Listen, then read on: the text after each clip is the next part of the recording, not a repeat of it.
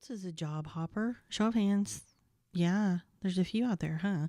I know when I look back over my resume, until my current position, I don't think I had stayed at a job more than 6 years. I think that was actually my longest one. My current position is 7 years. I'm on my seventh year. Why am I so restless? Why are we so restless? Let's get into it.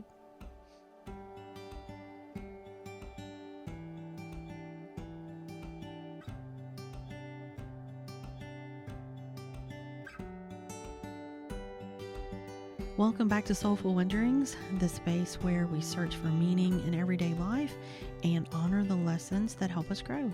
I'm Heather and I'm your host. And before we get started, we would love it if you would subscribe to our podcast. And we would also love it if you would head over to our socials and follow us there. And we will put all that information in the show notes. So as we get into the new year, identity has been on my mind a lot lately. And I think I'm struggling with where I am in life. Do you know what I mean? I thought I would have progressed things further by now, but you know what? Life did its thing and makes that not so easy at times. Plus, there are choices. I work all day, so I have a limited amount of time otherwise. And often, you know what? I just have shit to do. Okay, there's just stuff. We have lives, we have families. There's also some things I just want to do. I don't want to work all the time. And sometimes I'm just tired. But again, I can't work all the time. But sometimes I feel like I should. Do you know anybody else? But maybe that's not part of the conversation. I've spent many years and most of my career looking for where I fit. Looking for it. Quote unquote it. Do you know what I mean? The place where I belong, where I feel like I'm fulfilling my purpose. But life has never seemed to work out that way. Maybe it has. Maybe I just thought it would look differently. I've had a lot of jobs, y'all. Not to mention there were times where I worked, 2 and 3 jobs at a time just because you're trying to make enough money, to not just pay the bills, but do things, Now I went to school for advertising design. I had minors in broadcast journalism and photography. And I think I was trying to find a way to find training in the things I enjoyed. I think that's why I had, all those things going on when I was in school. I loved doing the creative things. And then, of course, I've always loved TV and movies and such. I think I mentioned before that I wanted to be an actress or maybe even a singer when I was younger. Or just to make movies, be an animator. I just wanted to be part of that process somehow, that entertainment process. But going to film school of any kind just wasn't in the cards. So I often say I got the degree that I could get, that I could get sort of locally around here. And look, I'm not complaining, mind you, I'm not. For years, I think I held some animosity about that. But the truth is, the more I know, I'm glad that I never dove into that world. I'm actually just grateful that never happened. Now, of course, part of that is because I've never been good at confrontation, and I'm truthfully not very good at standing up for myself and things like that. I think I'm finally learning how to now, more in recent years. Plus, you hear all these awful things about Hollywood and how people are used and abused, and how many people never make it, or that just generally struggle their entire career, And with my, doormat personality, that most likely would not have ended well. So the end result, I think, is that I've bounced around to a lot of jobs for years. I worked a lot of retail. That was easy. I grew up helping my family run their businesses, so customer service was, easy for me. And those jobs are generally kind of easy to find. You can bounce around a lot in retail, I find. I've worked in TV on the production side. I worked at a radio group. I was with the salespeople. By the way, I suck at sales. I cannot do it. And radio was just, radio and sales. They just weren't my bag, y'all. They weren't my thing. I've just worked at various companies in some capacity of marketing, graphic design, some kind of event planning, community outreach, public relations, any of those things that fall under that umbrella. That's what I've done. And of course, some of that I think was just you needed a job. You needed a job. You needed to work. I got out of school. I looked for a job. I wanted to work in TV somehow, and that's where I landed. I was behind the scenes. Moved away, got my first big girl job, met my husband there, which was great. I feel like I stayed stuck though in some kind of assistant or coordinator level for a while. Then it became more of a director, manager of something. But those are often one person departments. So yes, you are a manager, but that's really in like a corporate matrix, not of people, because again, you're one person. The thing you learn there though is that you wear a lot of hats. Okay, some days I'm designing, some days I'm buying media. There's just so many things, budgeting, putting on events, social media management, all of the things. It all falls under marketing, so I do it. But that's how small companies tend to work. They don't have full departments, or if they do, they're super small. We're talking 1, 2. If you have like 3 people, you're probably lucky in small companies. So you do the work of several people. That's just how it works. So when I was younger, I decided not to do the movie thing. I moved towards marketing. But I often thought that I would move to the big city, right? I'd work my way up through a corporation and be the marketing director somewhere. I don't even have a good example. I'm talking big, like Coca-Cola, Nike, one of the big dogs. Like, that's what I wanted to do. But that whole idea kind of fell to the wayside too, because it just wasn't me. I guess it may be a lot like the Hollywood thing. I'm not that person that's going to get in there and scrap and fight and submarine somebody else so that I can get a job. That's just not me. So as I was moving up through the quote unquote corporate world in these smaller towns, I saw myself change. I had always been a bit of a free spirit, I guess, trying to fit in. And I always tried, and I changed. I tried to be like other people. I put on suits and I spoke in corporate jargon. I played the game. It's what you had to do. And I hated every minute of it.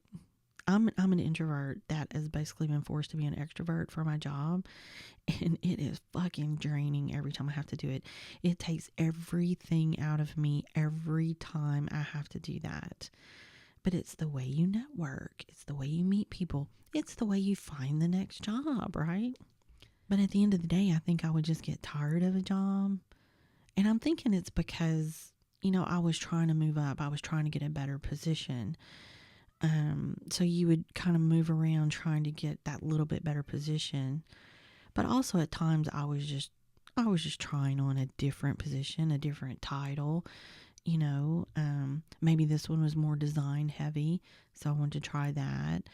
And then, I'm not really sure. So then I would find one that was more event heavy and I would do that. So I wasn't always chasing the better, quote unquote, better position.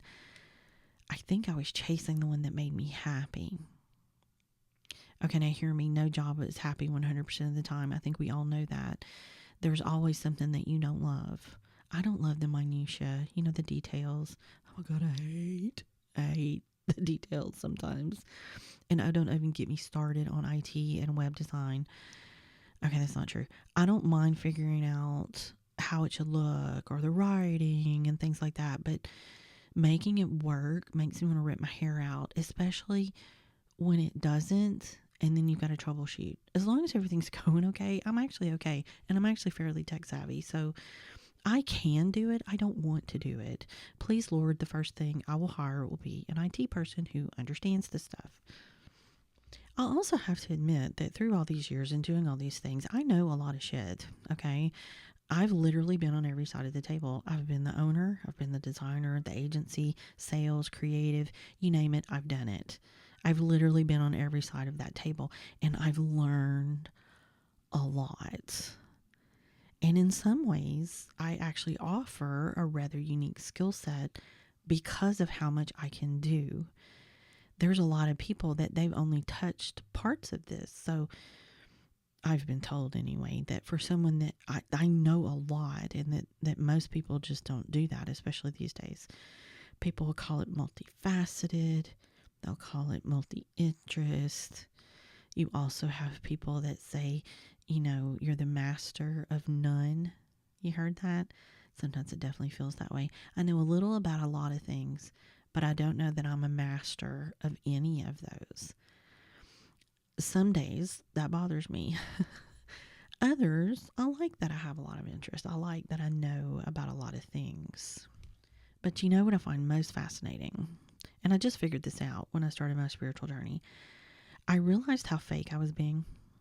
How I had spent my entire life conforming. Which, guess what? This is why nothing ever felt aligned. Because it wasn't. But let me tell you, finding the balance is no joke. How do you allow the free spirit part of you to come out and still be taken seriously? Because let me tell you, especially in the South and in corporate settings where women are still trying to break the glass ceiling, the flighty Pisces personality isn't going to fly in that setting, y'all. But maybe that was part of the problem. I was trying to fit a square peg in a round hole, and I was just in the wrong setting. But all my life, you hear that these more creative ventures, things that don't have stable incomes and such, are just too risky.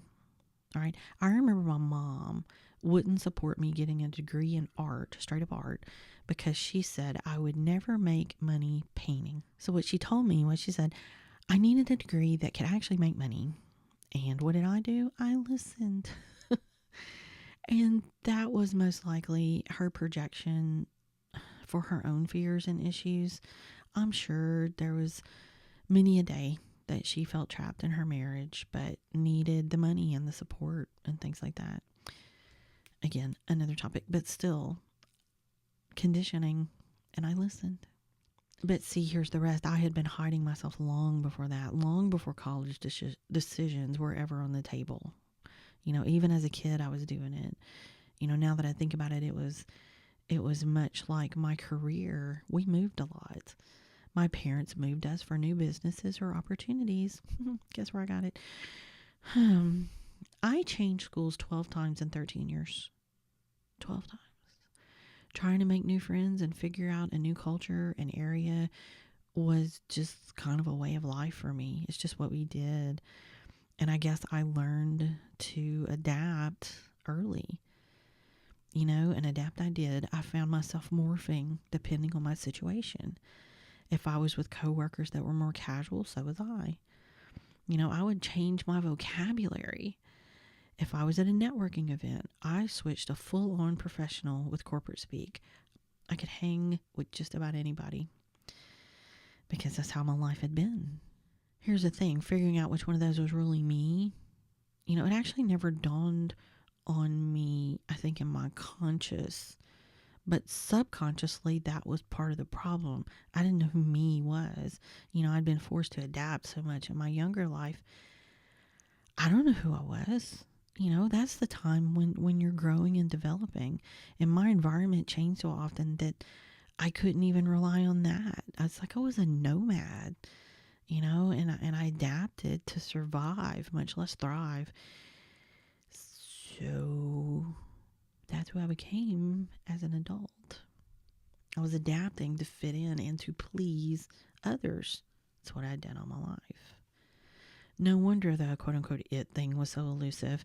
Oh, and then we factor in how much was being hidden from me as far as my heritage in the spiritual realm. We've talked about that some in more of that will be coming.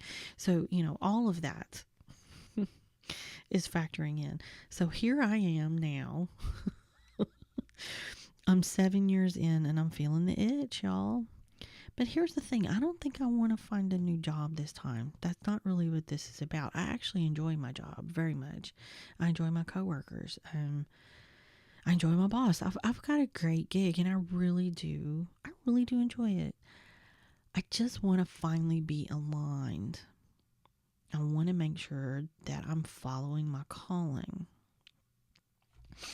Hear me again. I think part of my calling is to help people.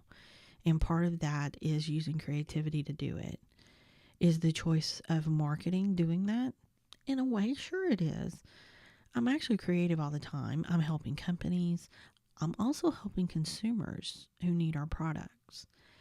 And I would say, especially my last 2 jobs, this one and the one before, those have been products or services that they're needed and they truly do help people. And I think I was getting a lot closer kind of to the calling, to the thing with those. I really did want something where I could really help people when I was looking for these jobs. And the things that I've learned help me in my business today. All these things that I've learned over the years, they help me do this business. So these skills are huge, and they're being put to use every day, and to put this all together. So I don't regret anything. And I also think it may be important to say that if you know your calling is to help people, there's a lot of ways to do that. Marketing is a fine way to do that. And like I said, I've enjoyed it. I really have. I've enjoyed everything I've done, and I've learned so much. But I think as I learn some of these things in the spiritual journey, and I'm learning about other things that I can do, those just feel a little more aligned. Had I known those earlier, I would have gone a completely different direction. But what I know and what I'm able to do would also be completely different, right? So I say I don't regret those choices. There are times that I have regret, though. There are times when I look at this and I go, why the fuck did it take me so long to figure this out? But they also say that things happen in the time they're supposed to. So I don't know that I could have been in this mindset and been able to accept the healing that I've done before now. I think everything has happened exactly in the time that it was supposed to. So that's just hard for the control freak in me to accept. But again, different discussion. So let's throw one more thing in the mix. I say I feel like I have found the it thing now, but that's pretty recent, and that's actually still a work in progress. When I started this journey was when it really hit me that maybe my calling had a more spiritual feel to it. Like maybe my world wasn't supposed to be corporate anymore, but that doesn't mean it made sense right away. Okay. I've been working this out for years. I've tried things, I've scrapped things, I've started again. And really, just like the corporate gig, things didn't work because they weren't aligned. But like I said, I was working it out. I was learning, kind of like the corporate gig. Every time I would do something, I would learn something else. And even though there were days where it didn't feel like progress, you're looking at it going, my God, that was a baby step. But guess what? That's still progress. I was making progress. And I truly believe that part of my healing has been understanding that I was learning and that it was all part of a bigger picture. Again, just like it had been through my whole career. Every piece I learned built on a previous step. We also have to consider that this is years upon years of conditioning to let go of that feeling that I have to adjust and be who the person in front of me needs me to be. Sometimes that is still beneficial because it helps me meet people where they are. But finding myself in who I want to be or who I'm meant to be is still important in my journey. I still need to know who I am I believe, in order to help other people. I'm grateful for this journey. I'm grateful for all the learning, for moving, even if it feels super slow at times.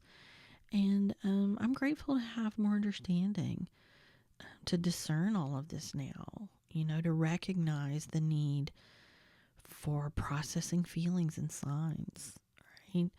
I don't have all this figured out. I'm still learning how to trust myself without needing permission. Still learning how to let my free spirit coexist with responsibility in real life. But for the first time, I'm not looking for the next job to save me. I'm looking for alignment, and that feels so different. It feels slower, quieter, and a whole lot more honest. So I want to leave you with a couple questions to sit with. Where in your life are you adapting instead of aligning? What version of you shows up at work? And who are you when no one needs anything from you? Is your restlessness asking you to quit, or is it asking you to tell the truth? You don't have to have the answers for that today. Just awareness of it is enough for now. So if any part of this resonated with you, I would love for you to sit with it for a bit, maybe journal, maybe take a walk, and just notice what comes up. And if you want to continue these kinds of conversations about identity healing, finding your way, you're always welcome here. Again, this is Soulful Wonderings. And until next time, be gentle with yourself. You're allowed to grow at your own pace.